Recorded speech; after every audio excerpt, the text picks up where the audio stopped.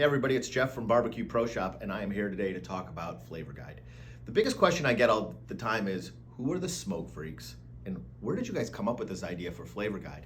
The answer is the smoke freaks and I have been working together for a long time. We go way back, and what we did was we wanted to come up with some great new sort of content, if you will, that did better than what every single bottle in the world said, which was, hey, this product's great on everything. It's great on pork. It's even great on veggies. You could try it on popcorn. Was essentially what everything said, but it didn't tell you how salty it was, how sweet it was, and that was the question that we got most often. So we didn't want to be like every other site, and both Brian and Ann, Ms. and Mr. Freak, came up with this idea of the Flavor Guide, where they would analyze and go through every single product that we had, rubs specifically, we haven't come up with something for sauce yet, and find out what it profiled it like. And then more importantly is leave a review or their impression of it, not really a review, negative, positive, kind of we feel that every seasoning is what it is, and basically come up with a very basic description and idea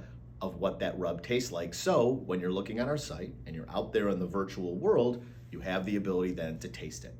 Get an idea what it's gonna taste like when it shows up.